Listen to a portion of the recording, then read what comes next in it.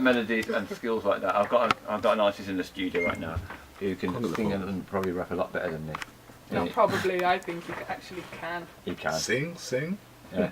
And he's super as well. His name's Super MC. How you doing, sir? Yeah, man, I'm good, man. Greetings. Nice to see you again, bro. It's been a minute. It's been a minute. When was that? What was that? When the last time we spoke? No, it's been a last time we spoke. I remember I was opening up for a caller at the gosh, yeah, Mockingbird. Wow, yeah. Mockingbird. Say that because he's actually in Brum today.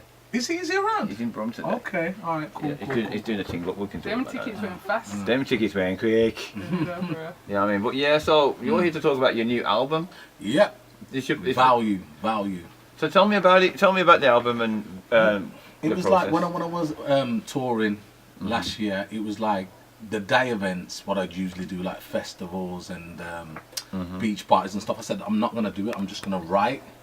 I'm gonna write an album. So it's like it's been like a year and just over a year in the making, and it's one of those things where I thought to myself, you know what, I want to grow with my music. I don't, because like some of the genres that I get working, which is like drum and bass and grime and it's a lot of gas music, you hype up the people then. Yeah. With value, it's like, you know what, I need to leave a signature, a contribution to music which a wide variety of audience can listen to. I was tired of being in places where people say, oh, you do music, let's play a tune, and I think, you know what, it's just not the right setting. And it used to happen to other artists as well, so I thought, you know what, I need to do something which a wide variety of audience can relate to. So value was like, yeah, well, this is kind of like my value system, what I grew up to. Body of work, which talks about, in the beginning, how I started with music, my journey through music, and my present now. So very meaningful. I believe it relates to a lot of issues, what's going on today, for young and for the senior generation. And it's like, for me to say, yeah, I'm proud of it, because I'm my worst critic. I'll do something and I'm like, nah, man, I'm done with that now, let me move on. But this here, one of the tunes got sneaked out and got remixed. What do you mean sneaked out? How did it get sneaked out? It's sneaked out. Someone heard it. A producer called me, heard it, and did a remix on it quick time. Boom. Playing it in radio in London. Wow. And yeah, man, it was good reception. It's been played at a few events now, and the reception's really good. So, and that sort of showed me that, you know what, yeah, you see this album, this mixtape right now, it's gonna do well. So what drew you to drum and bass then? I mean, because you're a versatile MC, you could have worked on any kind of genre of music. What was it about D&B that got you like one way a better word gassed?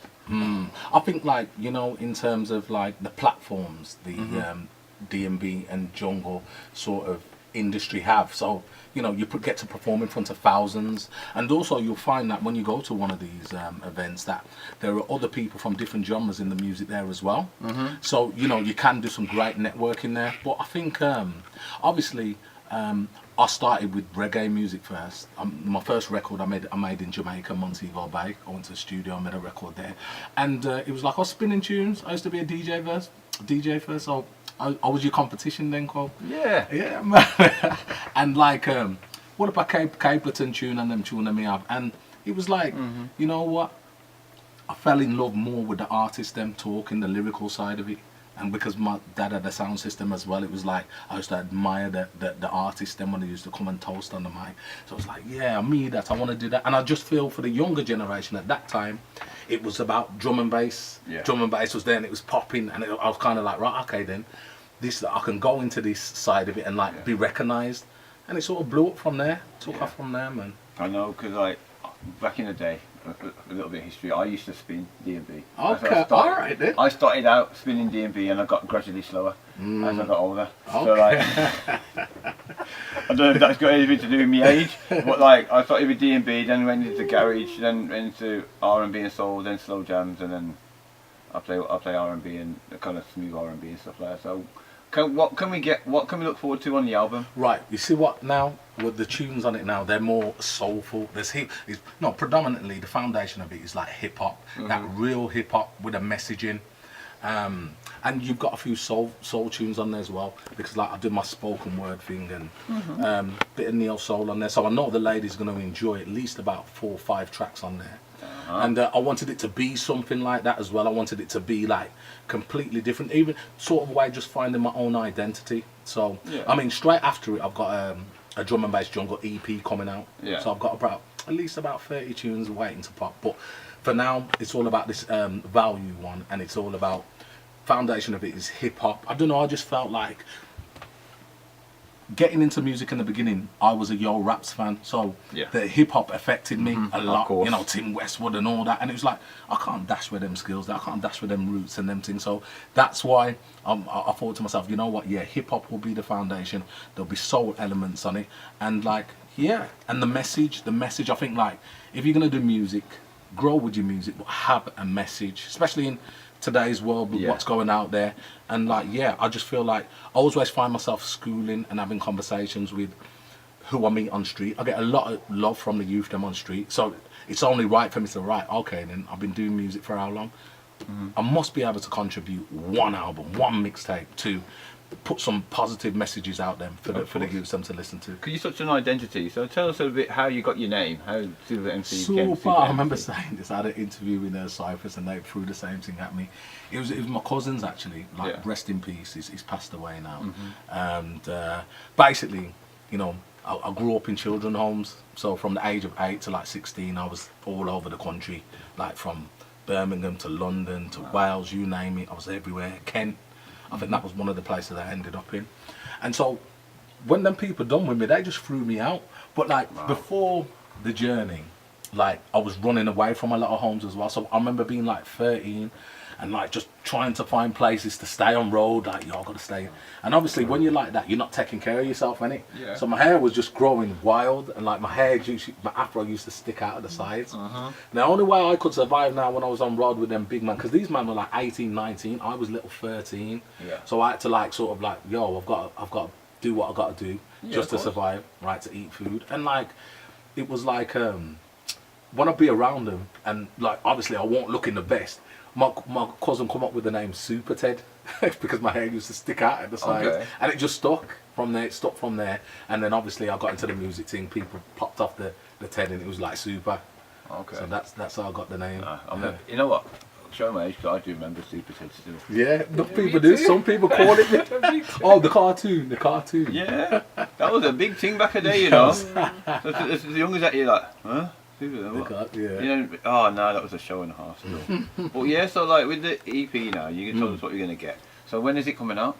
The album, very soon. I mean, I'm not putting a date on it yet, but it will be released before a month has passed. So before April goes, that'll be on road for people to listen to. Yeah, because you know, say I need a copy. Yeah, man, no doubt. You've got a couple of tunes anyway. I did send you a couple of tunes. Yeah, I did, but really, I'm listening back to them now. Yeah, okay. And some have got naughty words on. Oh, no.